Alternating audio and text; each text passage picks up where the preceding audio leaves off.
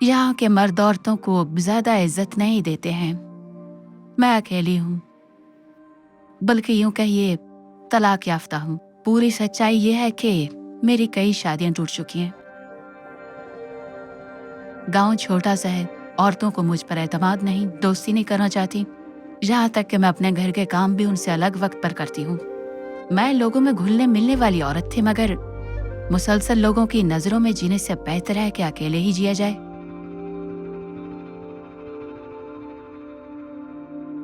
पूरी किताब मुक़द्दस में खुदा ताला अपने लोगों को बार बार इस बात की तालीम देता है कि कमज़ोरों का ख्याल रखो और उन लोगों को जो खुदा ताला की बादशाही से बाहर हैं अंदर लाने की कोशिश करो।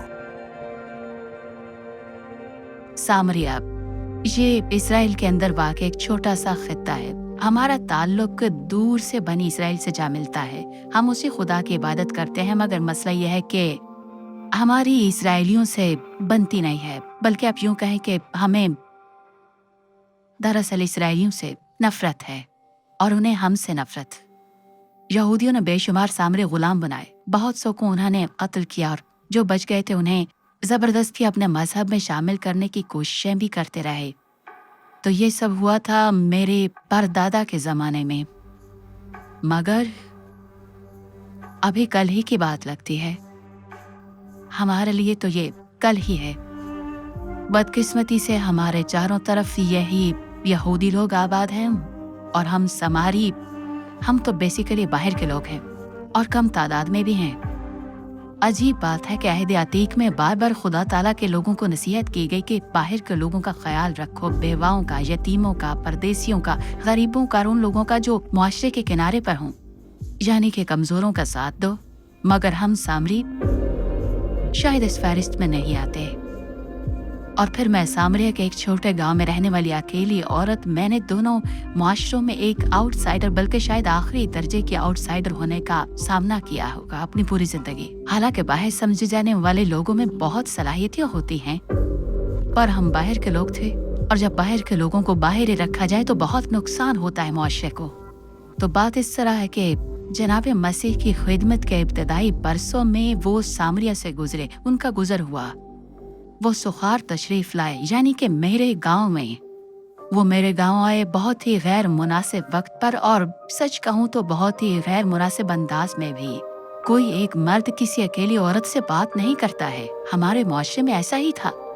मैं दोपहर के वक्त कुएं पर पानी भरने आई थी और फिर वो भी उस वक्त के मेरा अपने गाँव की दूसरी औरतों से सामना न हो पाए और वो सीधा चलकर वहाँ कुएं पर आ गए। उन्होंने एक हद पार की। वो एक तन्हा यहूदी मर्द थे। आखिर मैं सारे उसूल जानती थी और ये भी जानती थी कि आखिरकार इल्जाम मुझ पर ही लगेगा, मगर फिर उन्होंने एक और हद पार कर दी। उन्होंने मुझसे बात की, बराह रास्त मुझसे मुखातिब हुए। उन्होंने मुझे नजरअंदाज नहीं किया, ना मुझे रद्द किया। उन्होंने मुझसे बात की और उनके लहजे में मेहरबानी थी, नरमी थी। निहायत मुख्तसर गुफ्तगू हुई वहां पर, मगर वाह, मैं भागती हुई गांव पहुंची और अचानक ही मुझे लोगों की परवाह तक न रही कि वो मेरे बारे में आखिर क्या सोचते होंगे। वो तमाम औरतें जिनसे मैं हमेशा छुपने की कोशिश करती थी, अब मैं उनका सामना चाहती थी। अब उन सब को मेरी कहानी सुनानी थी मुझे। आओ एक शख्स को देखो जिसने मेरी पूरी जिंदगी मेरे सामने रख दी थी। क्या यह मुमकिन है कि यही शख्स मसीह मऊद हो? लोग वहां पर आ गए मेरी बदनामी के बावजूद, या शायद इसी वजह से कि मैं बहुत बदनाम थी। बहुत से लोग उनसे बात करने के लिए वहां आए और उनसे मिलते साथ ही वो उन पर ईमान लाने वाले बन गए। वो 2 दिन हमारे साथ रहे और फिर भी लोग उन पर ईमान लाते रहे, ये यकीन करते हुए कि वही वाकई दुनिया के निजात दहिंदा हैं। बहुत से लोग जनाब मसीह के पैरोकार बन गए। रिश्ते अब मेरा भी एक हिस्सा था। एक अजनबी से अब ये अपनायत का सफर, या कम से कम मुझे तो ऐसा ही महसूस हुआ। जनाब मसीह ने अपने जी उठने और आसमान पर उठाए जाने से पहले अपने पैरोकारों से फरमाया था, जब रूहुल कुद्स तुम पर नाजिल होगा तो तुम कुव्वत पाओगे और तुम यरूशलेम, तमाम यहूदिया, समारिया, बल्कि ज़मीन के किनारों तक मेरे गवाह बनोगे। अपनी ज़मीनी ज़िंदगी के आखिरी वक्त तक जनाब मसीह ने समारिया के उन अजनबी लोगों को कभी नहीं बुलाया।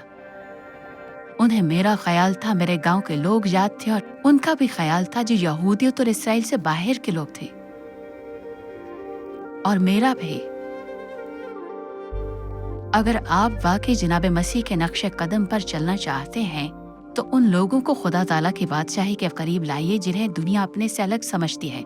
आप उन्हें दावत दीजिए, उनका सहारा बनिए, और फिर उन्हें जनाब मसीह की राह पर चलने में मदद कीजिए। बाइबल बार बार ये जिक्र करती है बहुत तरह के नजरअंदाज किए लोगों का, बेवाओं का, यतीमों का, परदेसियों का, गरीब लोगों का, कैदियों का, बीमार, वो लोग जिन्हें नापाक समझा जाता है, बदनामे जमाना लोग, महसूल लेने वाले, और इस तरह के न जाने कितने ही लोगों का, हर तरह के लोग, और न जाने कैसे इतने लोग जिन्हें मुआशरे से धकेल दिया जाता था। मगर खुदा ऐसे ठुकराए लोगों से मोहब्बत रखता है। वो उनकी फिक्र करता है और वो चाहता है कि उनके साथ रहम के साथ बर्ताव किया जाए, उनके साथ फजल बरता जाए, मुनसिफाना सलूक हो, और वो भी इज्जत से।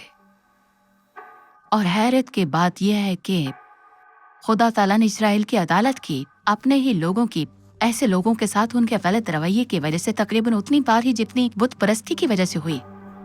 देखिए, मेरी बात को गलत मत समझिए, बुत परस्ती खुदा ताला की नजर में काबिल कबूल नहीं थी, मगर कई मौके पर उसका गजब इसलिए आया कि उन्होंने कमजोर और बेसहारा लोगों के साथ जुल्म किया। उनके साथ रहम और निगहदाश्त का बर्ताव करना, ये भी जनाब मसीह के पहाड़ी के वाज का हिस्सा था, और ये बहुत ही अहम अहकाम थे। जनाब मसीह ने फरमाया, अपने दुश्मनों से मोहब्बत रखो, उनसे भी जो हक की राह पर नहीं चलते, और उनसे भी जो तुमसे मोहब्बत नहीं रखते। ये तालीम थी।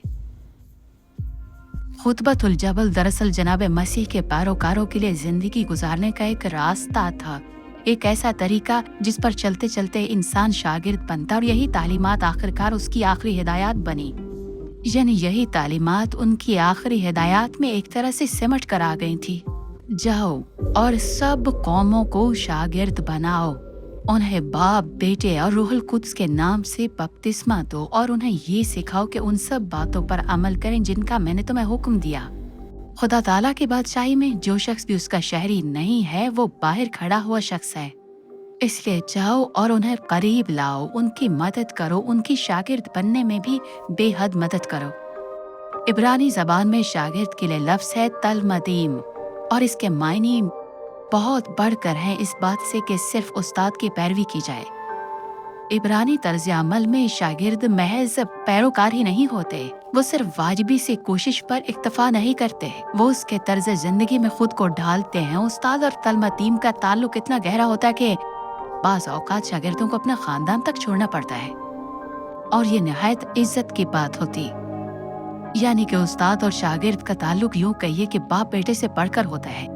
और आप ये बात समझ सकते हैं कि इस तरह का ताल्लुक बनने के लिए सिर्फ दुनियावी या जिस्मानी किस्म के जराए ही काफी नहीं थे, बल्कि रूहानी भी। इसके लिए गहरा रूहानी ताल्लुक दरकार होता था।